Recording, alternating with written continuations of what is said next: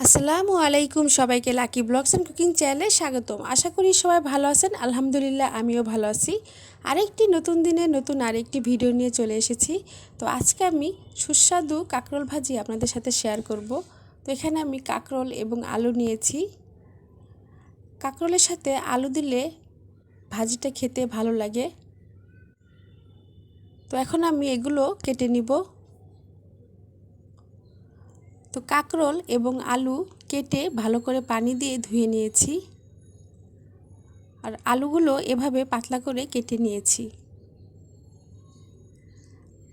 কাঁকরোলের মধ্যে যে বিচি ছিল সেটা ফেলে দিয়েছি, কারণ বিচি সহকারে ভাজি করলে অনেকেই খেতে পছন্দ করে না।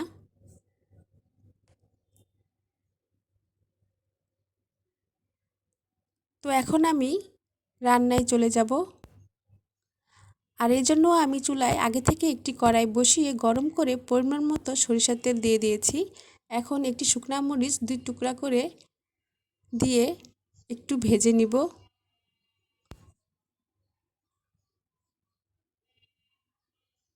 তো ভাজা হয়ে গেছে, এখন কেটে রাখা আলু দিয়ে দিব।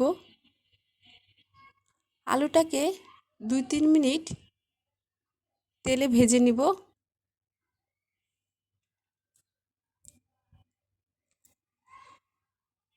আমার ভিডিওটা যদি আপনাদের ভালো লেগে থাকে তাহলে লাইক, কমেন্ট, শেয়ার করে দিবেন আর অবশ্যই সাবস্ক্রাইব করবেন।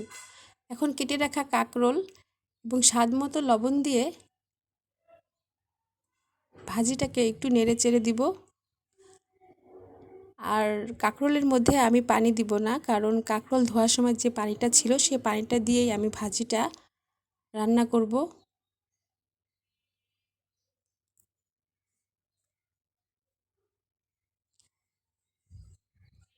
এখন কেটে রাখা পেঁয়াজ এবং কাঁচামরিচ দিয়ে দিব। আর পেঁয়াজটাকে আমি গোল গোল করে একটু মোটা করে কেটে নিয়েছি। আর পেঁয়াজটা কিন্তু আমি সবার লাস্টে দিয়েছি, এতে করে পেঁয়াজটা একটু কাঁচা কাঁচা থাকবে আর ভাতের সাথে খেতে ভালো লাগবে। তো ভাজি হয়ে গেছে। কাঁকরোলের যে সবুজ রং এবং পেঁয়াজের রংটা কিন্তু চেঞ্জ হয় নাই। এখন আমি নামিয়ে ফেলবো। তো তৈরি হয়ে গেল মজাদার কাঁকরোল ভাজি। এ ভাজি গরম ভাত ও পান্তা ভাতের সাথে খেতে অসাধারণ লাগবে। তো এভাবে আপনারা বাসায় রান্না করে খেয়ে দেখবেন। আমি যেভাবে রান্না করেছি, একবার রান্না করলে বারবার খেতে ইচ্ছে করবে। তো সবাই ভালো থাকবেন। নতুন নতুন ভিডিও দেখতে আমার চ্যানেলের সাথে থাকবেন। ভিডিওর নিচে বেল আইকনে ক্লিক করবেন, যাতে নতুন কোনো ভিডিও ছাড়লে আপনাদের মোবাইলে নোটিফিকেশন চলে যায়। সব ভালো থাকবেন। আল্লাহ হাফেজ।